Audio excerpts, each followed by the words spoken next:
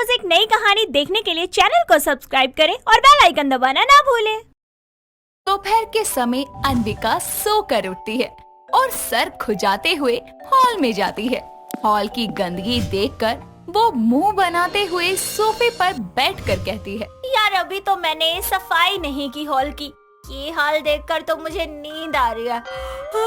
दोबारा सो जाती हूँ। हाँ, पसर जा जाकर, सफाई का क्या है, बना रहने दे घर को कबाड़ खाना। इंसान गंदगी में रह सकता है, सोए बिना थोड़ी। जा तू सो जा जाकर। सच्ची सासू माँ? ठीक है। हाय दैया, ओ आलस की मूरत, दिमाग में गोबर भरा है क्या? तुझे काम करने में इतना क्यों आलस आता है? सारा घर गंदा पड़ा है और अब भी तेरी नींद पूरी नहीं हुई। मैं घर आ गई माँ। ये क्या, घर इतना कूड़ा कूड़ा क्यों हो रहा है? सफाई वफाई नहीं की क्या? ये सफाई न सुलाई करती है दिन भर। जब से शादी करके आई है समझा समझा के पागल हो गई हूँ कि थोड़ी जिम्मेदार बन और समय पर काम खत्म कर, फिर चाहे सो या कुछ भी कर, मुझे कोई दिक्कत नहीं है। बस ना सासू माँ, कर रही हूँ सफाई।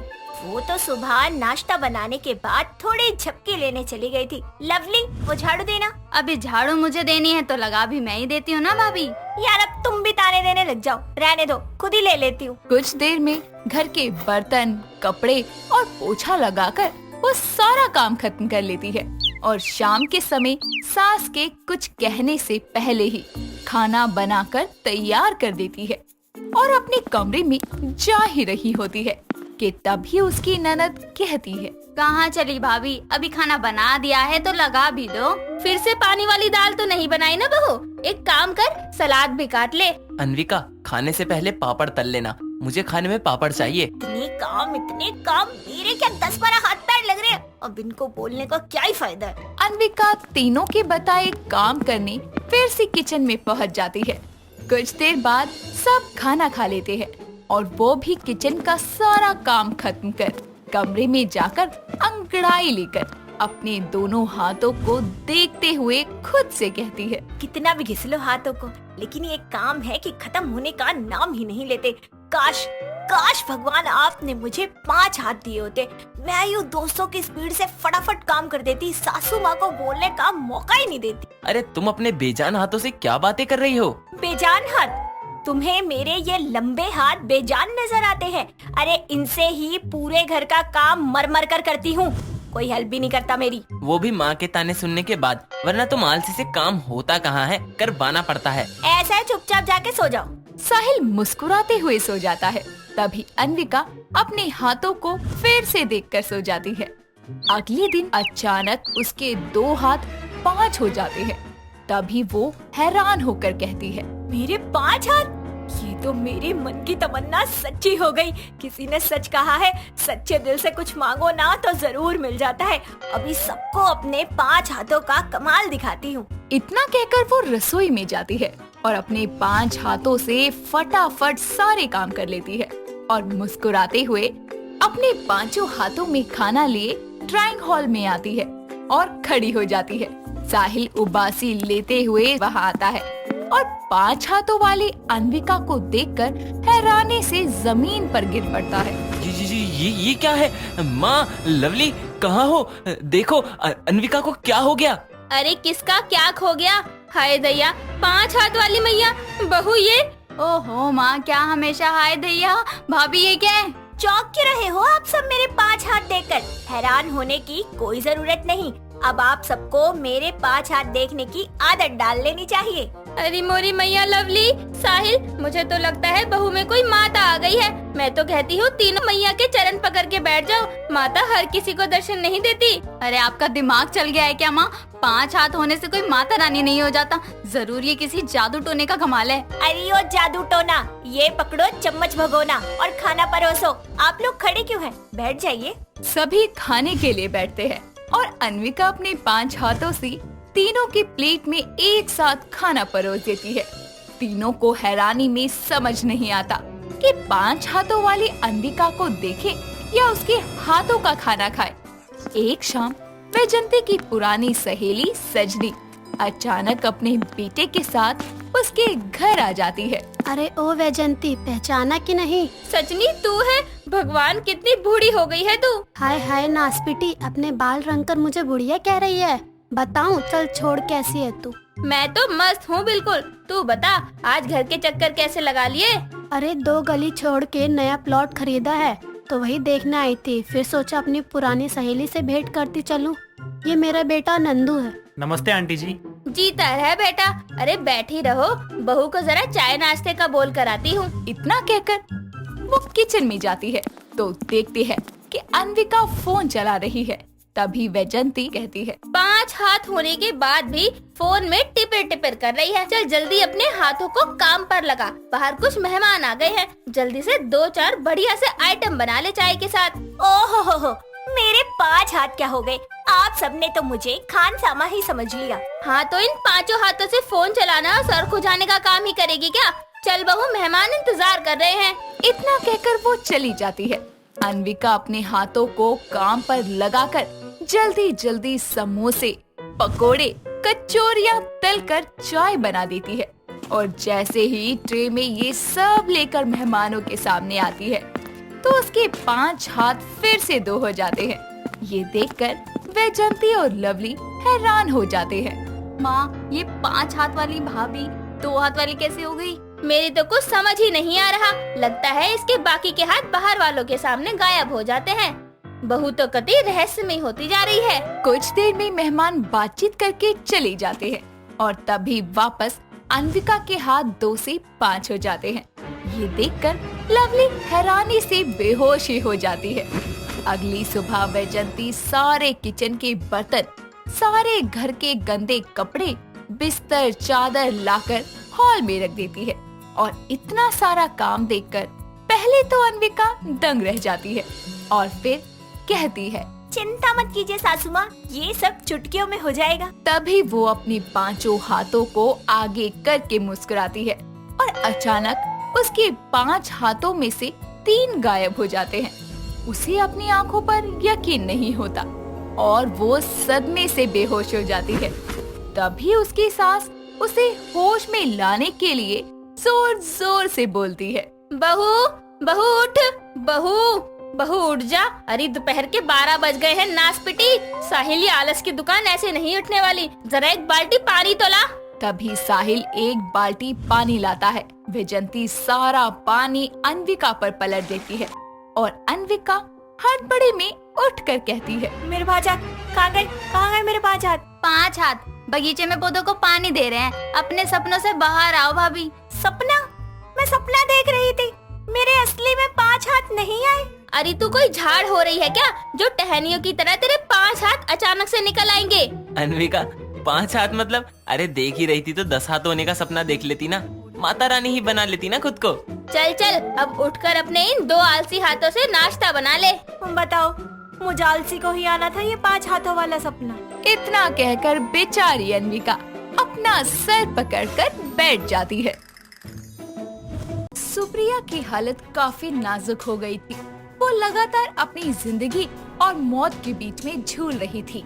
डॉक्टर को समझ नहीं आ रहा था कि उसे कैसे बचाए। डॉक्टर सीधा सुप्रिया की सास यानी कि चंदा के पास जाती है और कहती है, माँ जी, आपकी बहू के कार्डियोवास्कुलर वेन्स में काफी सारा फैट जमा हो गया है, जिसकी वजह से उनकी बॉडी में ऑक्सीजन की कमी हो रही है। अभी वो वेंटिलेटर पर है। हालत इतनी खराब है कि कुछ कह नहीं सकते। अब तो ऊपर वाला ही मालिक है। आपने कहावत तो सुनी ही होगी कि बचपन को भूला जा सकता है, मगर चाहकर भी बचपन को भुलाया नहीं जा सकता। ऐसे ही सुप्रिया ने प्रोटीन के बारे में पढ़ा था कि प्रोटीन शरीर में कितना जरूरी होता है। प्रोटीन का शरीर में क्या क्या काम है, हमें प्रोटीन कहाँ से मिलता है, और साथ साथ उसने ये भी पढ़ा था कि प्रोटीन का सबसे सस्ता और अच्छा स्रोत है अंडा। एक दिन उसे अपने कॉलेज की स्पीच देने का मौका मिलता है और उसने कुछ इस तरह से स्पीच दी। दोस्तों, जैसा कि आप सब लोग जानते हैं कि प्रोटीन हमारे शरीर के लिए कितना जरूरी है। शरीर में हो रहे लगभग हर काम के लिए प्रोटीन की आवश्यकता होती है। और आप ये भी जानते हैं कि आज के टाइम पर प्रोटीन कितना महंगा हो गया है, जिसे खरीदने के लिए लोग हजारों रुपए बर्बाद करते हैं। गाय का दूध भी आज के दौर में बहुत महंगा हो गया है, इतना कि हर आम इंसान उसे अफोर्ड नहीं कर सकता।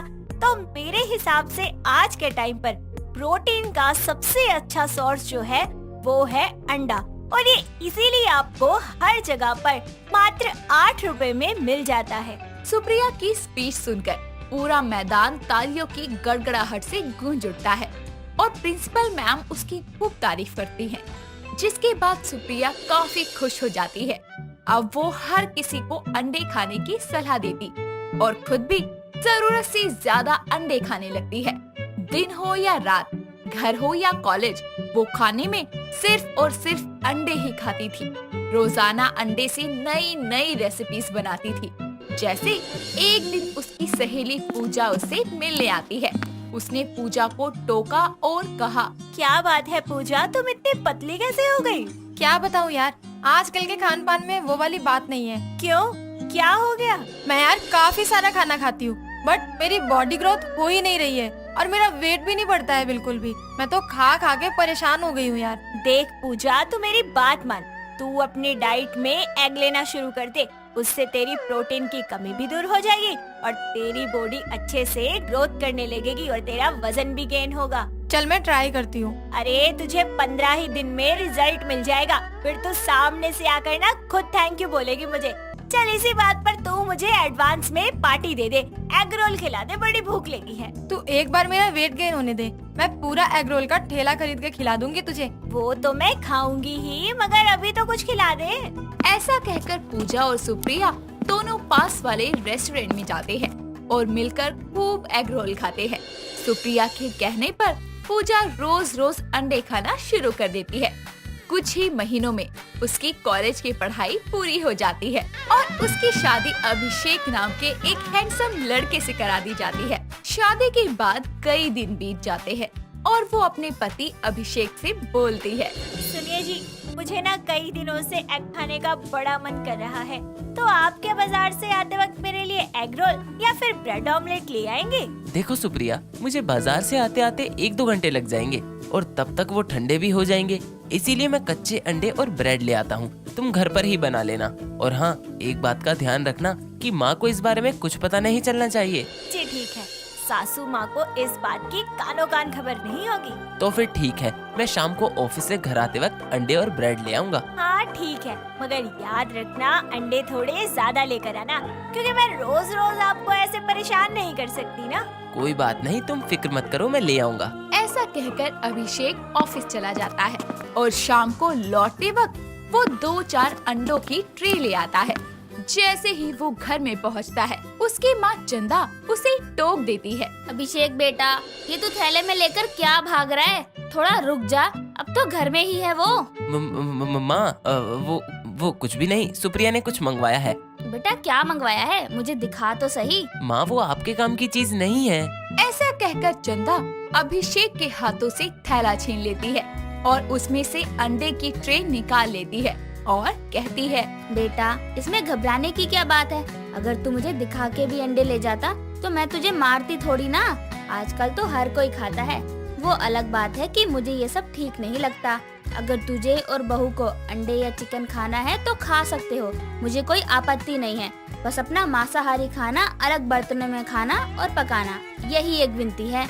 माँ, मैं तो घबरा गया था, मुझे लगा तुम मुझे डांटोगी, इसीलिए मैं तुमसे नजरें बचा के भाग रहा था। मैं तुझे क्यों डांटूंगी, तू ही तो मेरा इकलौता बेटा है। ठीक है माँ, अब मैं चलता हूँ, सुप्रिया मेरा इंतजार कर रही होगी। जिसके बाद अभिषेक वहाँ से सुप्रिया के पास चला जाता है और दोनों मिलकर ब्रेड ऑमलेट बनाकर मजे से खाते हैं। कुछ दिनों बाद सुप्रिया के चेहरे पर काफी सारे पिंपल निकल जाते हैं और वो पहले से कई ज्यादा मोटी हो जाती है, यहाँ तक कि उससे चला तक नहीं जाता। और एक दिन अचानक से उसके सीने में काफी तेज दर्द उठता है और वो चंदा और अभिषेक को फटाफट आवाज मारती है, जिसके बाद उसकी सास और उसका पति उसे हॉस्पिटल ले जाते हैं। सुप्रिया की हालत काफी नाजुक हो गई थी, वो लगातार अपनी जिंदगी और मौत के बीच में झूल रही थी। डॉक्टर को समझ नहीं आ रहा था कि उसे कैसे बचाएं। डॉक्टर सीधा सुप्रिया की सास यानी कि चंदा के पास जाती है और कहती है, माँ जी, आपकी बहू के कार्डियोवास्कुलर वेन्स में काफी सारा फैट जमा हो गया है, जिसकी वजह से उनकी बॉडी में ऑक्सीजन की कमी हो रही है। अभी वो वेंटिलेटर पर है। हालत इतनी खराब है कि कुछ कह नहीं सकते। अब तो ऊपर वाला ही मालिक है। डॉक्टर, कैसे भी करके मेरी बहू को बचा लो। माँ जी, हम अपनी पूरी कोशिश करेंगे, लेकिन आप हमें बता सकती हैं कि आपकी बहू खाने में क्या खाती थी? डॉक्टर, मैं क्या ही बताऊं, वो तो सुबह शाम बस अंडे और अंडे से बनी सब्जियां ही खाती रहती थी। लंच हो या डिनर, घर हो या बाजार, बस अंडे ही अंडे खाती थी और सबको अंडे खाने की सलाह देती थी। एक दिन मेरी कमर में दर्द हुआ। उसने कहा, माँ जी आपके अंदर कैल्शियम की कमी हो गई है, दर्द हो रहा है तो आप कुछ दिन के लिए अंडे खा लो, सब कुछ ठीक हो जाएगा। बस यही बात है। उनको अंडे से होने वाले फायदे के बारे में तो पता है, लेकिन अंडे से होने वाले नुकसान के बारे में कुछ भी नहीं पता। उसी का नतीजा है कि उनकी हालत आज ऐसी है। देखिए, अंडे खाने से शरीर में बैड कोलेस्ट्रॉल की मात्रा बढ़ जाती है और हार्ट अटैक की संभावना भी होती है। शरीर में इंसुलिन की कमी होने लगती है, बेवक्त मोटापा बढ़ने लगता है, शरीर पर दाने निकलने लगते हैं और भी बहुत कुछ। डॉक्टर साहब, अब क्या करें फिर? अभी अगर वो बच जाती हैं, तो आप उन्हें अंडों से होने वाले नुकसान के बारे में समझाएं, योग और एक्सरसाइज करवाएं। शरीर में प्रोटीन की कमी और भी कई तरीकों से पूरी की जा सकती है, इसलिए कोई भी चीज खाने की एक लिमिट होनी चाहिए। कुछ दिनों में सुप्रिया पूरी तरह ठीक हो जाती है और चंदा उसे डॉक्टर की कही गई सारी बातें बताती है। अब सुप्रिया अंडे तो खाती थी, लेकिन एक लिमिट पे, और इसी के साथ अब से सुप्रिया लोगों को अंडे से होने वाले फायदे और नुकसान दोनों के बारे में जागरूक करती है। सुमन ने अपनी बेटे कमल की शादी निम्मी नाम की एक बहुत ही सुंदर लड़की से की थी। निम्मी एक अच्छी बहू की तरह सारा काम करती थी और सबका ख्याल रखती थी। साथ ही अपनी ननद परी को भी अपनी बहन की तरह ही प्यार दिया करती थी। ऐसे ही एक शाम को सभी लोग चाय पी रहे होते हैं, तभी सुमन बोलती है, अरे निम्मी बहू, जब से तुम आई हो ना, बड़ा सुकून मिल गया है। तुमने तो घर के सारे काम संभाल लिए आते ही। जी माँ जी, ये मेरा भी तो परिवार है और परी तो मेरी छोटी बहन जैसी है। हाँ माँ, भाभी तो मेरा खुद से ज्यादा ख्याल रखती है हमेशा। चलो अच्छा है, अब तो मैं खुशी खुशी इस दुनिया को अलविदा कह सकती हूँ। माँ, ऐसी बातें मत किया करो आप। अरे सॉरी सॉरी, गलती हो गई भाई। सुमन की बात सुनकर सब हंसने लगते हैं। ऐसे ही वक्त बीतता जाता है और निम्मी अपना असली रंग दिखाना शुरू कर देती है।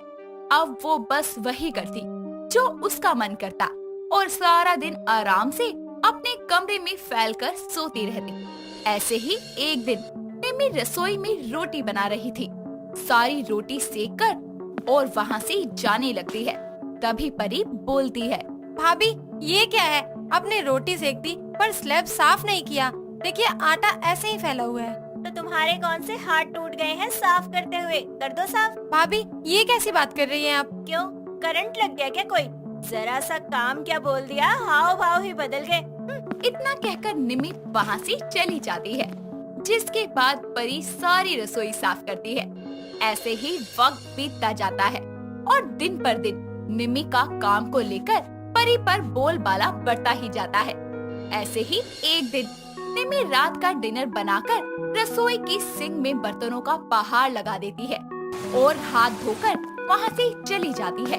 तभी परी वहाँ प्लेट रखने आती है और बोलती है, भाभी ये सब क्या है? क्या हुआ? ये जो इतने सारे बर्तन ढेर लगा रखे हैं, उनको कौन धोएगा? हाँ, तुम और कौन? अरे सुबह शाम बर्तन मैं ही धोती रहूं क्या? दोपहर को भी मैंने ही धोए थे। तो शाम को मैंने भी धोए थे। तो क्या सारे घर में बस मैं ही खाती हूँ? हाँ, जो इतने सारे बर्तन धोऊं? तो मैं ही खाती हूँ। और नहीं तो 10 गिलास तो आप पानी पीकर गंदे कर देती हो, लेकिन जब मैं धोऊं तो वो बर्तन भी आप निकाल कर बड़ी सफाई से रख देती हो। तो तुम्हारे कौन से हाथ टूट गए हैं? धो लो, सारा काम मैं ही करके दूं। हद है। अरे जमाने भर के बर्तन गंदे तुम करो और धोए हम। अपनी बकवास अपने पास रखो, धोना है तो धो, वरना मेरा दिमाग मत खाओ। दोनों की बहस की आवाज सुनकर सुमन वहाँ आती है और आकर बोलती है, अरे क्या हो गया? क्यों तुम दोनों जंगली बिल्लियों की तरह लड़ रही हो? आपकी मैडम क्यूरी को बर्तन धोने में दिक्कत हो रही है। अरे बस करो तुम दोनों, हटो यहाँ से। जब देखो तब लड़ाई करती हो। मैं धो लेती हूँ सारे बर्तन। माँ, आप ही देखो, अरे कोई बर्तन नहीं है जो इस महारानी ने गंदा न किया हो, ऊपर से एहसान जता रही है। सुमन उन दोनों को डांट कर वहाँ से भगा देती है जिसके बाद वो खुद रसोई का सारा काम करती है। ऐसे ही वक्त बीतता जाता है और निमी की कामचोरी बढ़ती जाती है, जिसके चलते परी और उसकी बहस अब और बढ़ने लगती है। एक दिन दोपहर को जब परी कॉलेज से घर आती है तो देखती है कि सुमन ढेर सारे कपड़े धो रही है।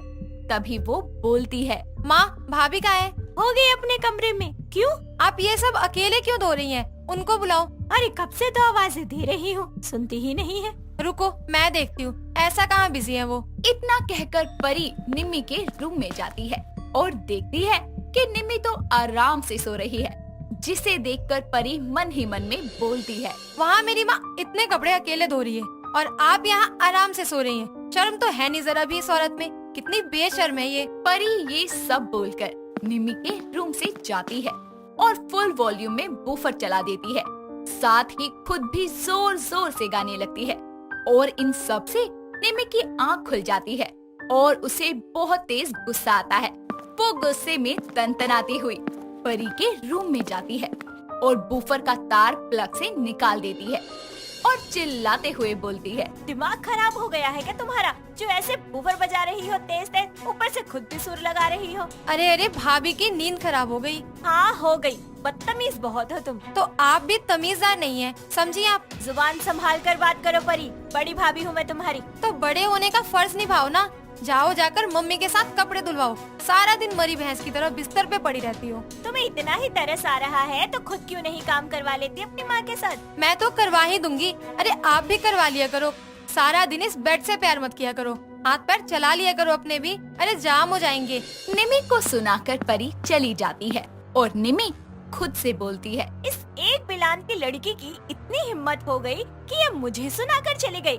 पर मैं भी निम्मी हूँ, अब देखना कैसे इसे दिन में तारे दिखाती हूँ। सबको बड़ा शौक है ना मुझसे काम करवाने का। ऐसा काम करूँगी ना कि खुद हाथ जोड़कर कहेंगे कि बस करो, हमें नहीं करवाना तुमसे काम। निम्मी इतना सोचकर वापस अपने कमरे में जाती है और आराम से पसर कर सो जाती है। निम्मी की हरकतों से अब सुमन भी बहुत ज्यादा परेशान हो गई थी। निम्मी को नाश्ता देने के लिए वो उसके कमरे में जाती है और देखती है कि वो आराम से मस्त सोई हुई है। ये देखकर उसका खून खोल जाता है और वो जूस निम्मी के मुंह पर उंडेल देती है और वो एकदम से उठ जाती है और गुस्से में निम्मी परी से बोलती है, ये क्या किया तुमने? मैंने क्या किया है? कुछ भी नहीं। मेरे चेहरे पर जूस गिरा दिया तुमने जानबूझकर। जी नहीं, वो तो जूस के गिलास को आप ज्यादा अच्छी लग गयी, इसलिए अपने आप गिर गया आपके ऊपर और आपकी सुबह हो गई। इतनी बार कहा है मैंने तुमसे कि अपने काम से काम रखा करो। हर बार मुझसे दुश्मनी निकालने क्यों आ जाती हो? निकलो मेरे कमरे से बाहर। परी हंसी हुई कमरे से बाहर आती है और ऐसे ही कुछ वक्त बाद निम्मी को पता चलता है कि वो माँ बनने वाली है। वो ये खबर सबको सुनाती है, जिसके बाद पूरे घर में खुशियों का माहौल बन जाता है।